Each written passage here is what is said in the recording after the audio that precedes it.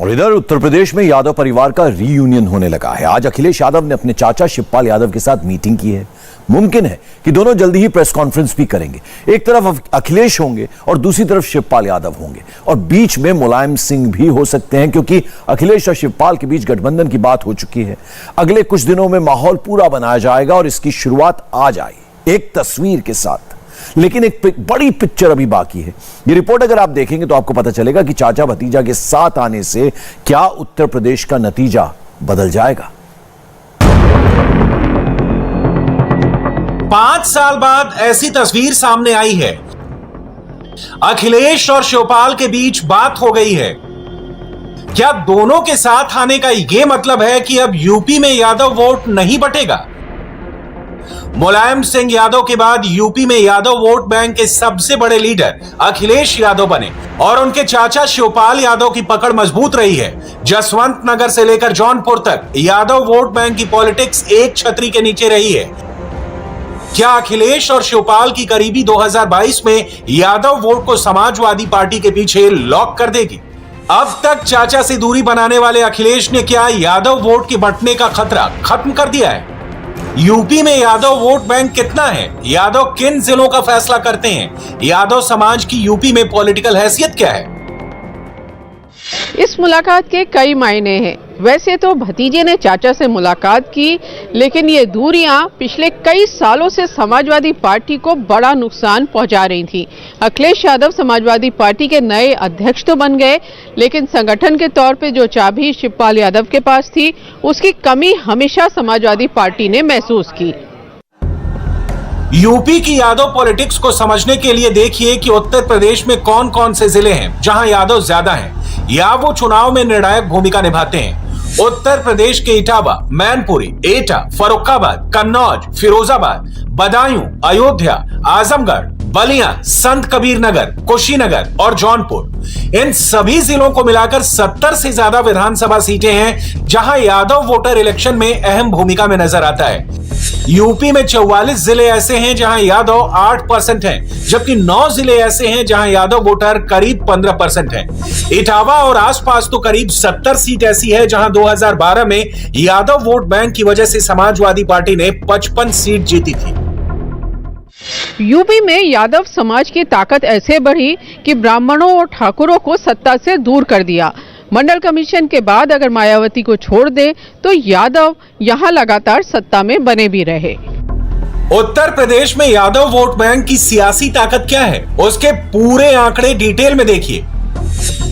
UP में करीब 9% यादव हैं, जबकि ओबीसी समाज की कुल तादाद 52 से 55% है, लेकिन ओबीसी में ही यादव करीब 20% का हिस्सा बन जाते हैं। पूर्वांचल में तो आजमगढ़ में 20% यादव वोटर हैं।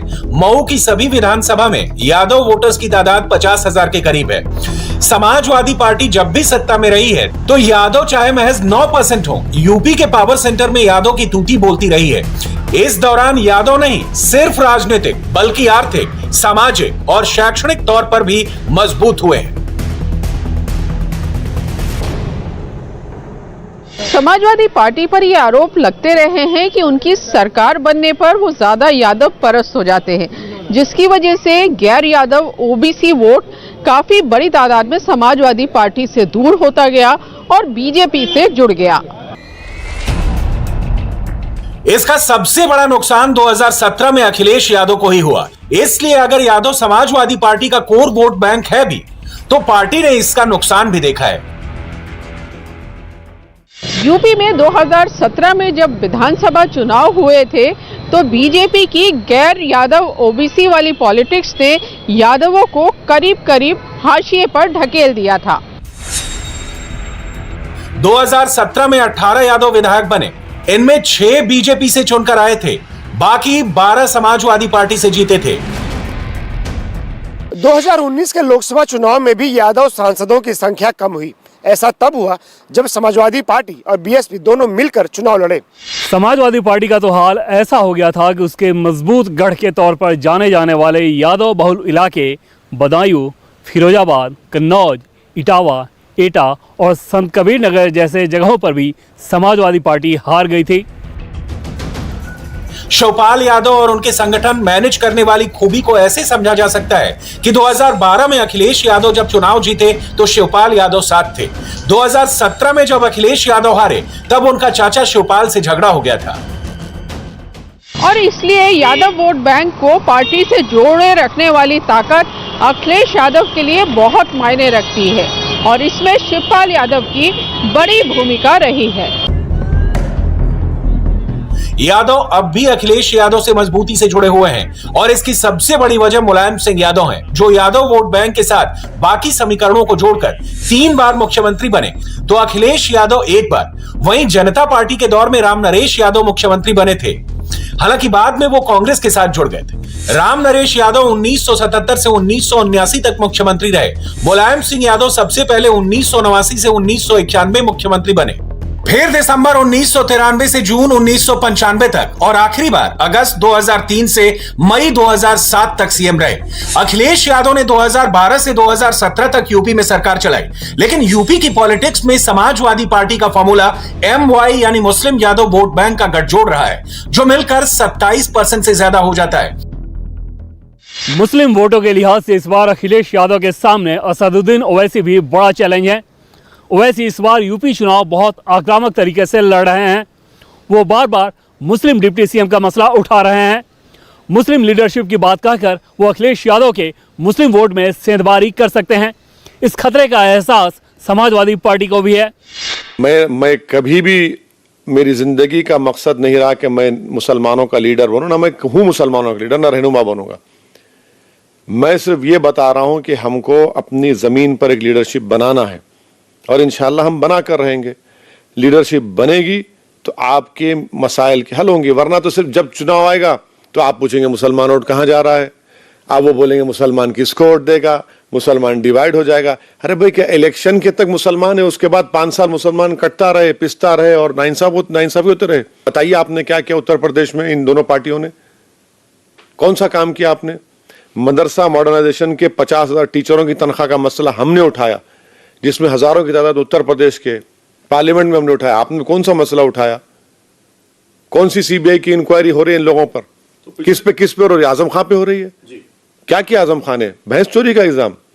अपने मंत्रालय में थे तो उन्होंने अपॉइंटमेंट किया तो जेल में है, और जो सत्ता में थे, जो बड़े बड़े हाईवे बनाए, रिवर फ्रंट बनाए, क्या क्या नहीं किया, उनके ऊपर कुछ नहीं।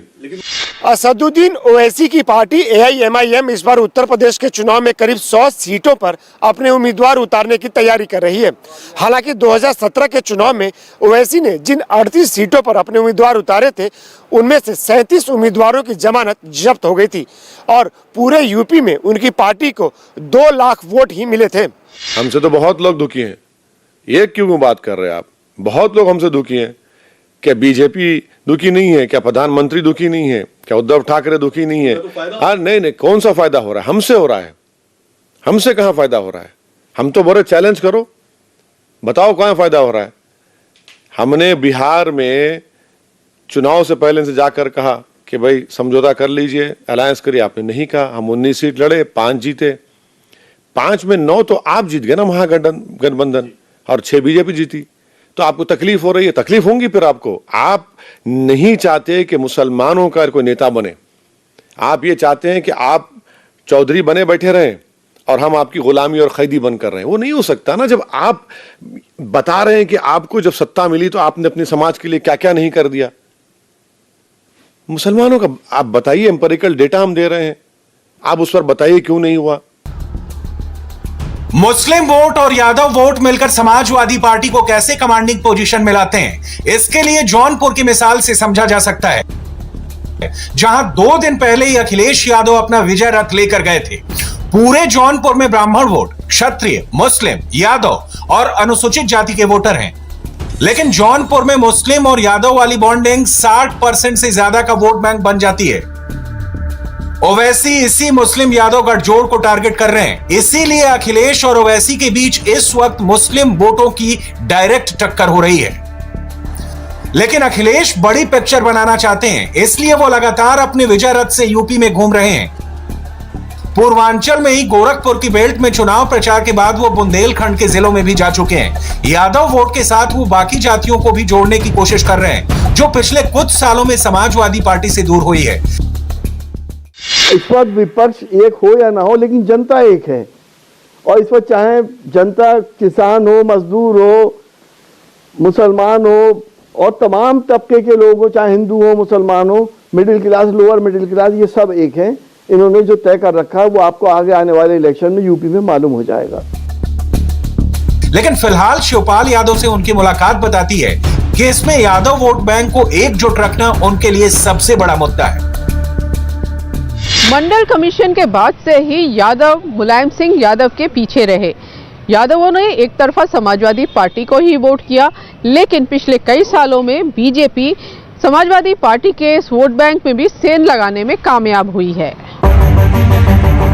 2014 के बाद से यूपी में यादव वाली राजनीति को बड़ा झटका भी लगा और सत्ता के साथ साथ समाजवादी पार्टी की पॉलिटिक्स पर भी गहरा संकट खड़ा हो गया। समाजवादी पार्टी को हमेशा एक परिवार की पार्टी कहा गया। बीजेपी ने तो हमेशा उन पर परिवारवाद का टैग लगाया। इनमें मुलायम सिंह यादव हमेशा जमीनी नेता माने गए, तो शिवपाल यादव को समाजवादी पार्टी के संगठन को मजबूत करने वाला नेता बताया गया। अखिलेश यादव इस पार्टी की नई जनरेशन के सर्वे सर्वा बने, तो चाचा से खटास ऐसी हुई कि शिवपाल ने अपनी पार्टी बना ली।